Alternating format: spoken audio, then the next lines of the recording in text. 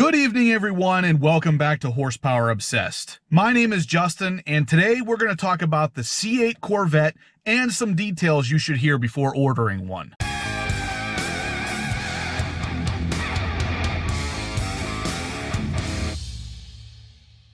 Alright guys, so as you may or may not have heard, the C8 Corvette is here, and I don't think I've ever seen a car draw this much attention before. The amount of hype that this car is creating amongst the Corvette fans is just insane. Even the ones that aren't fans of Corvettes are just flocking to the idea of allocating one of these cars. It really is something else. It's awesome to see because I've always loved Corvettes, so to see people who didn't typically like the brand embrace it the way they have is absolutely phenomenal. Every time I read something new, I'm more and more blown away by the marvel that is the C8 Corvette. And I love that I get to share that passion with all of you guys out there. But anyway, let's get into the good stuff. The first piece of information we're going to talk about today is, of course, the high-rise spoiler option for the C8 Corvette. Not a lot was known about it other than the fact that it looked pretty cool, but now we've got a little bit more information courtesy of the Mid-Engine Corvette forum. There was recently a post made that stated Kirk Benian, who is the chief exterior designer, stated that the high wing contributes to more downforce than the regular Z51 by an undisclosed amount, and it reduces drag compared to the Z51's deck spoiler. That's pretty awesome because I'm not a huge fan of the Z51 spoiler, and as you guys might know, I kind of like the big wing spoilers, so this is one that grabbed my attention straight away. But now I know that it's actually functional and it's not just pretty, so that makes it even better. As of right now, there is talk that the high-rise spoiler will require removing the rear bumper to install it yourself. Basically, if you order the car without the high-rise spoiler, it may be a little more difficult than you'd think to install it later. Pricing hasn't been announced for anything for the car yet, at least not officially, so the cost of the high-rise spoiler is still unknown, but one thing is for certain, and that is that it freaking looks awesome. The next bit of info is about the PDR version 2 that the C8 Corvette is going to have an option for. GM released a video showing off the second version of their PDR, which looks much clearer thanks to the full HD 1080p resolution, but it also has the ability to act as a dash cam now. A lot of people wanted that kind of feature in the C7, and of course GM listened. Now you have the option to have your PDR start with the car to record your day-to-day drives, just like a dash cam would. You can also set custom start and end points to allow any track you are driving on to be timed regardless if it's a big name track or just some back road driving that you want to time. Of course, the valet mode returns in the updated PDR as well, so you can still keep an eye on anybody who drives the car without you in it. And here's a clip from GM about the new PDR version 2 showing everything in better detail. Acceleration, speed, 0 to 60, 0 to 100, 100 to 0, G-forces, GPS location, accelerator and brake usage, gear choice, sound. These are things we've always had in the performance data recorder, along with the ability to analyze your data like a professional engineer using Cosworth Toolbox. Now there's new automated recording options, so the PDR can act like a dash cam that comes on when you start the car. You can also time point-to-point road courses that you create and compare your performance on these custom routes day to day. With high-definition 1080p recording, the new PDR provides drivers with a higher quality memory of their drive. And if you're worried about how much fun the valet is having with your Corvette, well, the PDR can record that too. Next up is something I've heard a lot of people asking about, and that is, what does the interior visible carbon fiber package actually include? Well, there were some pictures taken that show exactly what you get when you check this box, and they are the driver's instrument panel surround, which of course goes around the digital display that shows all of your driving information.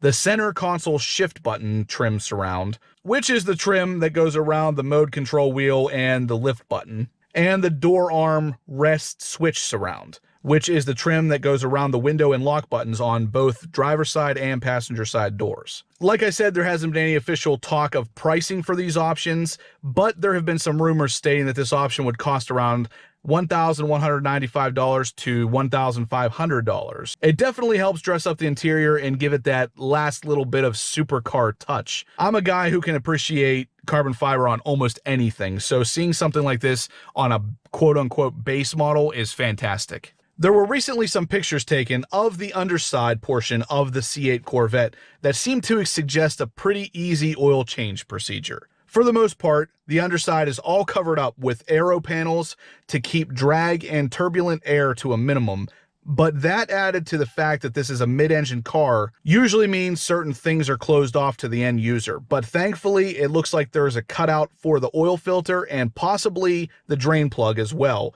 which would prevent you from having to remove all of that under paneling to do a simple oil change. Now, this also means that at least one of the car's maintenance items can still be done in your garage, and that's awesome. A lot of people were worried about the maintenance on this car and about simple repairs because of the fact it's mid-engine. Sometimes they require a little bit more dealer servicing, and that's very rarely a good thing. But in this case, it looks like we're still going to be able to service at least the oil change ourselves without too much involvement from the dealership. A lot of the mid-engine cars out there require the engine to actually be dropped out in order to do some of the normal maintenance items. I was hoping from the very beginning that GM would not make that the case here, and so far it hasn't been. There's a few McLarens out there that actually have rear hatches to expose the engine that the user can't even open without dealership assistance. And that by itself is pretty crazy. You're buying a car that you literally can't maintain on your own. I like what I've seen so far, and I really hope it continues this way, where you're allowed to do your own maintenance. It's semi-easy to do it, and even if it does have to go to the dealership, it doesn't necessarily require an engine-out treatment. If that's the case, GM definitely has hit a home run with this car because the way it looks is fantastic, its performance so far is fantastic, and now if we get the ability to do our own maintenance without a horrible amount of dealership involvement, that's just fantastic, and I can't wait to have this thing in my garage. These under panels also help aid in better fuel economy, and I definitely know no one buys their Corvettes for Prius-like fuel economy. It's still nice to see they're squeezing every last possible drop out of this 6.2-liter V8.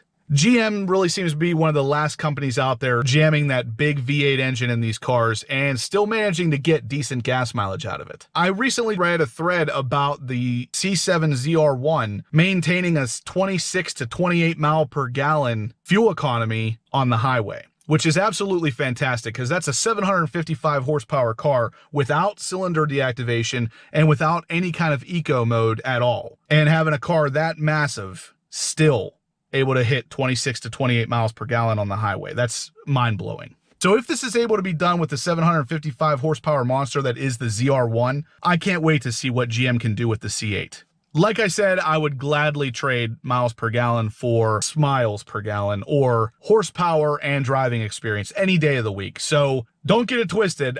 The horsepower is always the bigger deal to me than the miles per gallon. But if you can have both, why not? Lastly, I'm going to leave you with a few videos of the C8 Revving, which sounds amazing. The car sounds a lot more muscular than I thought it would, and overall I love it. I can't wait to get one of these in my garage right next to my C7 ZR1 and really just compare the two cars together because they're both going to be so fantastic it's not even going to be funny. As a car guy, we are living in some fantastic times, but as a Corvette guy, I feel like my dream has come true with a car like this that can be sitting right beside my C7 ZR1. I'm literally living my own dream. Let me know down below what you guys think of this car and how you're going to option yours out. High wing, Z51 wing, or no wing. I'm curious to hear which wing option you would choose and why. I've seen a lot of debate online about the different wings, and a lot of people are choosing to go with no wing, and I think that's an odd decision, but I'm definitely a guy who favors the larger wings in the back of the car, like I said earlier. So let me know why you would choose no wing, or even that Z51 wing, and why you would. I really want to hear your opinions and your feedback on this, because this is something that I think could turn into a very interesting discussion.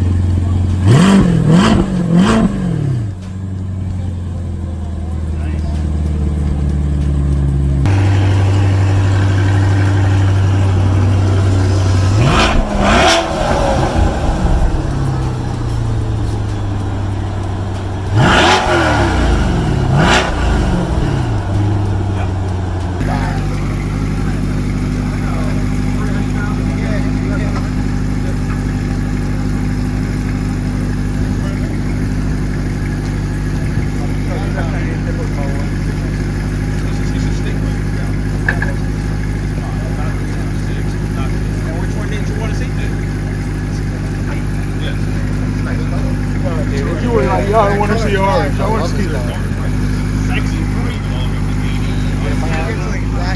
That's perfect right there. That's perfect. That's my man Johnny. No way, Bumblebee, you're not getting on the tire. Not today. The back end's on a hood.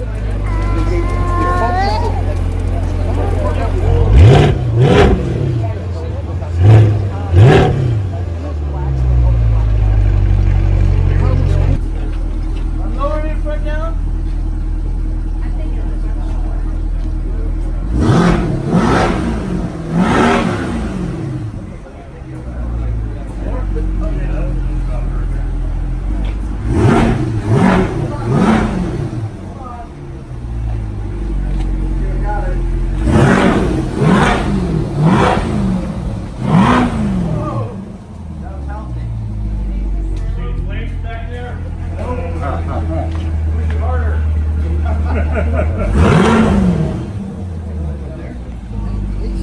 Alright guys, that's going to do it for today's video. Smash that thumbs up button if you liked what you saw here today. Leave any questions you would like to have answered down below, or shoot me an email at horse.power.obsessed@gmail.com. Make sure you subscribe to see all of the C7 and C8 content that I have coming, and trust me, you're not going to want to miss it. And as always guys, I'll catch you in the next one.